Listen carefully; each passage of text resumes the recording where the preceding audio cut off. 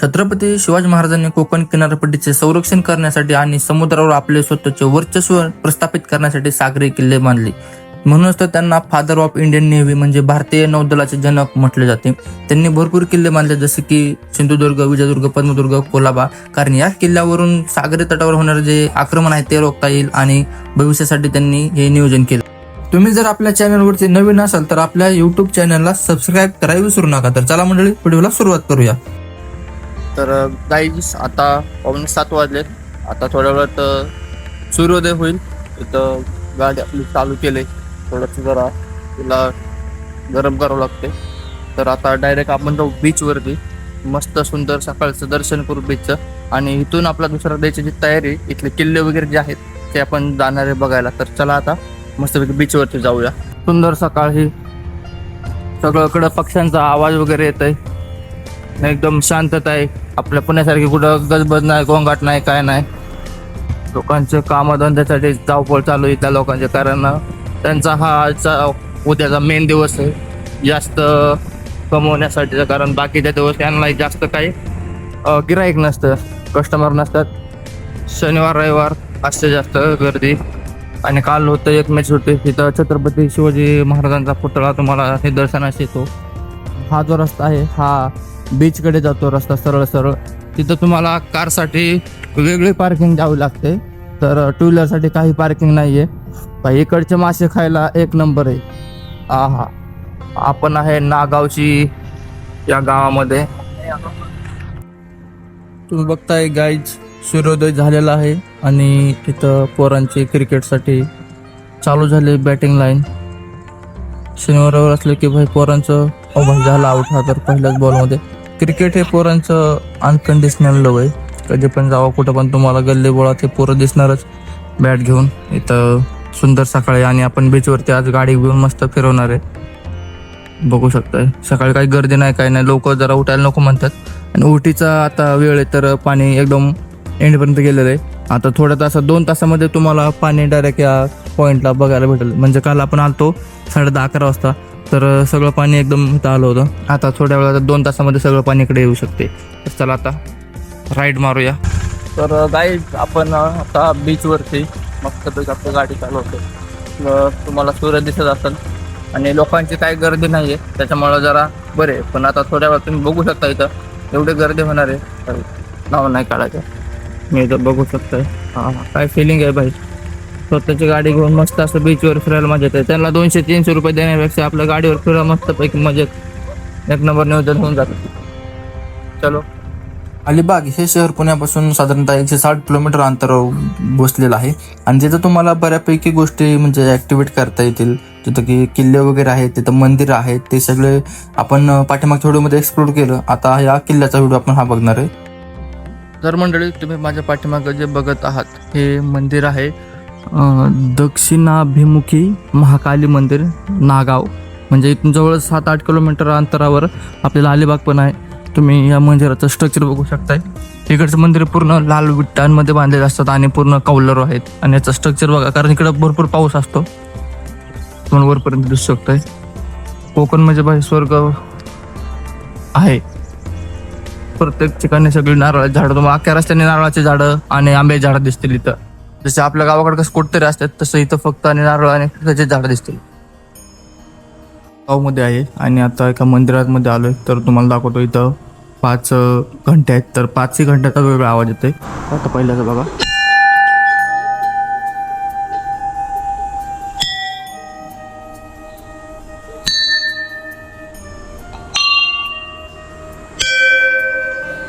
हे डिफरंट आवाज आहेत. आणि आतमध्ये आल्यानंतर तुम्हाला दिसत असेल इथं पहिले तर गणपती बाप्पाची मूर्ती आहे, नंतर भगवान शंकर आणि पार्वती देवी, आणि दुसरं जे आहे ते इथला जो ग्रामदैवत किंवा जे इथला देव आहे त्यांचा दक्षिणाभिमुख त्यांचं इथं मूर्ती आपल्याला निदर्शनास येते. तुम्ही इथलं स्ट्रक्चर बघू शकता मंदिराचं कसं असतं आतमधून. इथं साड्या वगैरे काहीतरी ते त्यांचं असं म्हणजे प्रथा आहे ते तसं लावतात. इथं दोन्ही साईडनं पण तसं केलंय. पूर्ण कौला रूपमध्ये बांधलेलं असते. आतमधली जागा आहे. तर मी तुम्हाला आता बाहेर जातो मंदिराच्या आणि बाहेरून कसं स्ट्रक्चर आहे ते दाखवतो. इथं तुम्हाला भरपूर मंदिर आहेत जे मेन अटॅक करणारे, ते तुम्हाला मी सांगणार आहे या व्हिडिओमध्ये, ते पण तुम्हाला दाखवतो.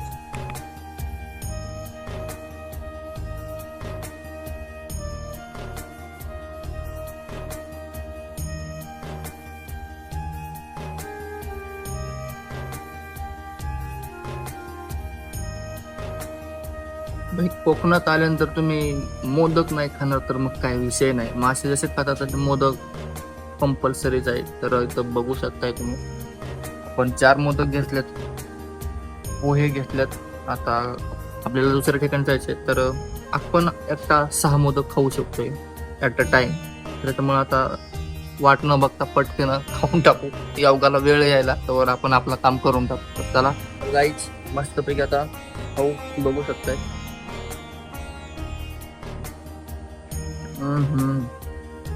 एक नंबर विषय. कोकणातली जी चव आहे ना भाई, ते आपल्याला पुण्याकडे भेटणार नाही.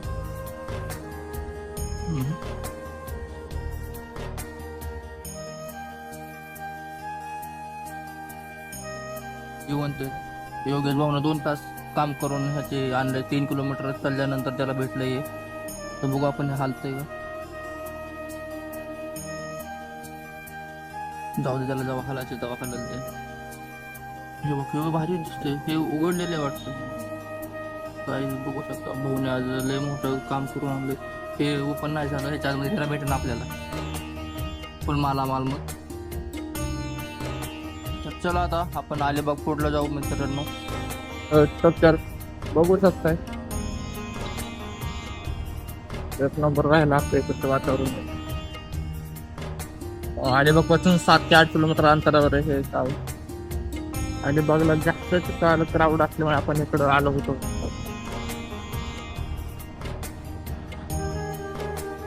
काहीच आता आपण आलोय अलिबाग बीच वरती आणि समोर मंदिर आहे कुलाबा फोर्ट. तिकडे आता जायचंय आपल्याला. हा आहे अलिबाग बीच, मस्त असं त्यांनी नाव टाकलेलं आहे. इथं बसायला वगैरे मस्त जागा आहे. बघू शकता आता सकाळचे 9-9:30 वाजले आहेत आणि गर्दी हळूहळू व्हायला लागली. आज भरपूर लोकांना सुट्टी आहे तर इथं भरपूर ऍक्टिव्हिटी वगैरे होतात, बघू शकता तुम्ही सगळ्या. तर चला आता पहिल्या जर आपण आपल्या बॅगेत ठेवू तर लॉकर पण अवेलेबल आहेत आणि इथून आपण बोट करून डायरेक्ट तिकडे जाऊया किल्ल्यावर.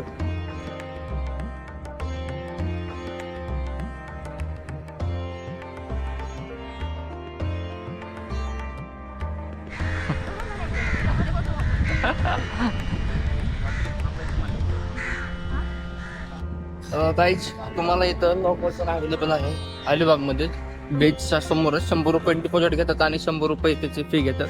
जाताना तुम्ही जेवढी चावी देता माघारी तेव्हा ते तुम्हाला 100 रुपये वापस देतात. आता तुम्ही पाठमध्ये जागा बघू शकता भाई, 1 नंबर जागा इथं. हवा एकदम भारी सुटली आता, पण तो टायमात जाऊ ऊन येईल तेव्हा भाई जीव जाते. आता तर आपण जाऊया कोलाबा फोर्ट बघण्यासाठी. तिथं पण फेरीवाले असतात, त्यांच्या गाडीमध्ये बसून त्यांची काय असेल ते फी द्यायची आणि किल्ला बघायला जाऊ. चला मंडळी, आता हळूहळू पाण्याचा प्रवाह वाढत आहे आणि इथनं 200 रुपये तिकीट आहे किल्ल्यापर्यंत जाण्यासाठी पर पर्सन. तर आपण यांच्याकडून 200 रुपये तिकीट काढले. तर आता किल्ल्याकडे जाऊया. किल्ल्यापाशी गेलं की आपल्याला 25 रुपये तिकीट असतंय. तर बघा आता आपण जाऊया किल्ल्याकडे. ज्यावेळेस ओहोटीचा टाइम असतो म्हणजे पाणी कमी असतं ना, त्यावेळेस तुम्ही इथून साईडने चालत पण जाऊ शकता, म्हणजे बोटीची पण आवश्यकता नसते. पण आता भरतीचा टाइम असल्यामुळे आता पाणी वाढलेलं आहे, प्रवाह वाढलाय, तर आपण बोटीनं तिथपर्यंत जाऊ शकतो. कुलाबा किल्ल्याचे बांधकाम छत्रपती शिवाजी महाराजांनी 1680 रोजी सुरुवात केली होती, पण मध्यंतरी त्यांचं निधन झाल्यामुळे छत्रपती संभाजी महाराजांनी 1681 मध्ये याचे काम पूर्ण केले. आणि इथले जे किल्लेदार होते म्हणजे जे नौदल प्रमुख, त्यांच्याकडे जबाबदारी सोपवली. त्यांचे नाव होते सारंग मायनक भंडारी. काहीच तुम्ही बघू शकता आपण आलो आता कुलाबा फोर्ट वरती. इथून एंट्रन्स तिथं तिकीट आहे प्रत्येकी 25 रुपये इंडियनसाठी आणि फॉरेनरसाठी 300 रुपये. कोलाबा किल्ल्यावरती जाण्यासाठी ते तिकीट प्राइसेस आहेत. आणि तर तुम्हाला जे बोट सोडल तीच बोट परत म्हणजे कुठली पण बोट तुम्ही जाऊ शकता, पण तिकीट काढावं लागतं. तर चला तिकीट काढू आपण इथलं.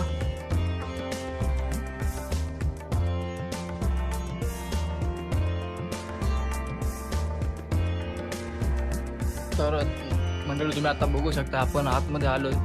हे मेन गेट आहे एंट्रन्स, तिथून तुम्ही एंट्री करू शकता. आतमध्ये तुम्ही बघू शकता इसवी सन 17व्या शतकात बांधलेला हा किल्ला आहे.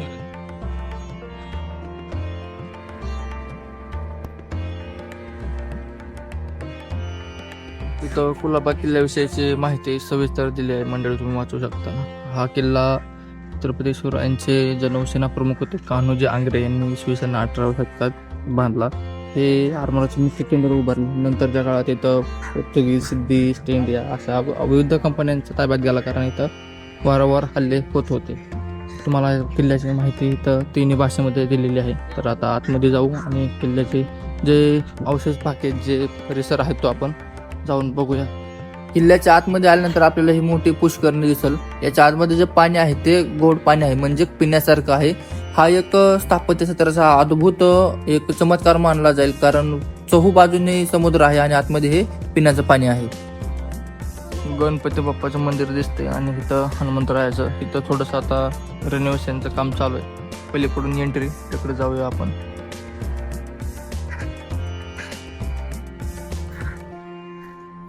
तर चला मंडळी आतमध्ये जाऊया. हे गणपतीचं मंदिर सरखेल कान्होजी आंग्रे यांचे नातू राघोजी आंग्रे यांनी इसवी सन 1759 मध्ये बांधले.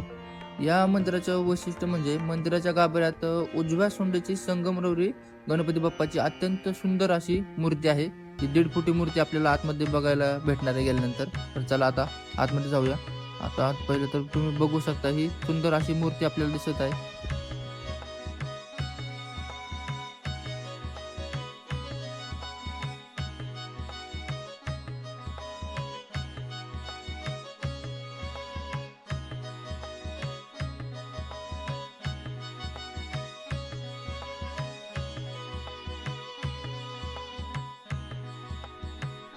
गणपती बाप्पाचे ही मोठं मंदिर, तर इथं शंकर पार्वतीचं मंदिर आहे. चला इथं आतमध्ये जाऊया, दर्शन करूया भगवान शंकर. आणि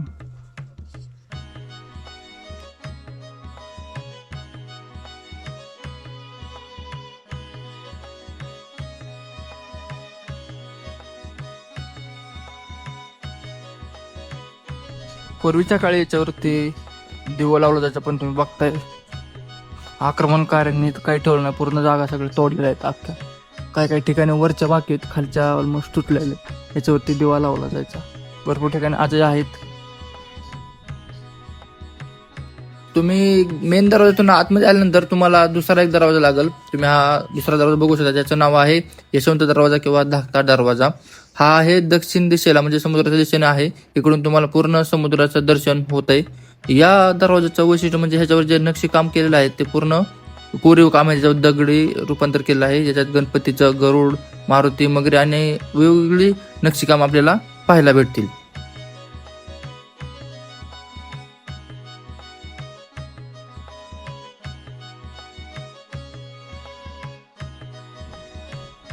हवा येते, थंड हवा येते.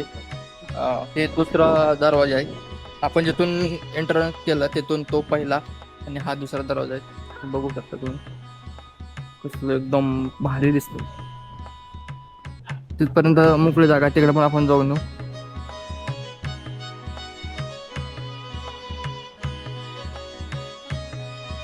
आधीच्या काळी किल्ल्याला 2 ठिकाणी दरवाजा असायचा. काही ठिकाणी चोर दरवाजा, तर जो मेन असतो तो, त्याला 2 दरवाजे आहेत. पलीकडून एक आणि हा एक. तर आपण आता हा परिसर बघू जरा साईडने काय काय त्याच्यात.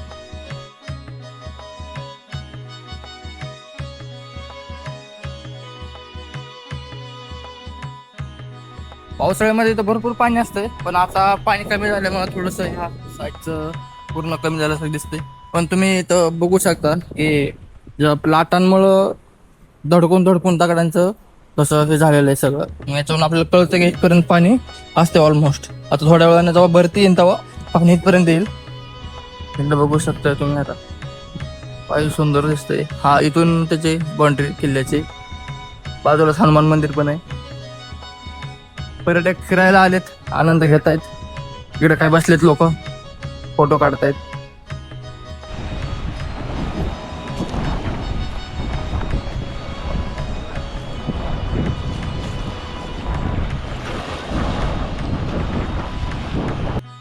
तुम्ही किल्ल्यापासून दुसऱ्या दरवाजाला जाऊ याचाल ना, तेव्हा त्याचं थोडंसं पुढे यायचं एक मंदिर लागतं.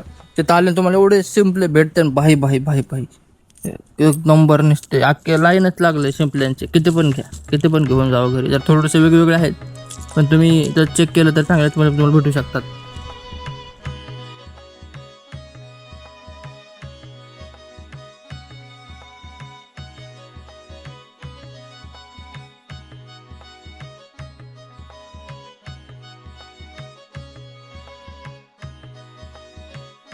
हे उकडले का त्याला? ताडाचं झाड असतं. उकडले काय? झाडच तसंच असं दाखव.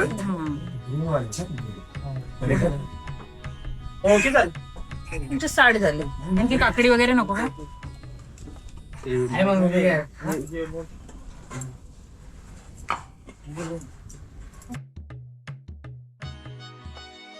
किल्ल्यावरती आल्यानंतर तुम्हाला या 2 मोठ्या तोफा लागतील, ज्याला कडने असे ग्रिल लावलेलं आहे. ह्या तोफा युद्धासाठी वापरल्या जायच्या. आणि बाजूला तुम्हाला ह्या छोट्या तोफा दिसेल, ह्या इंग्रजांच्या काळात तोफा आहेत, ज्या फक्त इशारा करण्यासाठी वापरल्या जायच्या. हा जो आहे तो हा मेन एंट्रन्सची जागा आहे. तुम्हाला इथं बघू शकताय. इथून तुम्ही आतमध्ये एंट्री करू शकता. या किल्ल्यावर टोटल 17 बुरुज आहेत. तुम्हाला ते दाखवतो. तर आपण दुसऱ्या बुरुजावर जाऊया. हा बुरुजाचा परिसर आहे. तिथं एक बुरुज होता, हा एक बुरुज आहे. ज्या बुरुजा ठिकाणी अशा तोफा लावलेल्या आहेत 2-2. इथे एक तोफ लावलेली. इथून पहारे देण्यासाठी, इथं नजर ठेवण्यासाठी परिसर.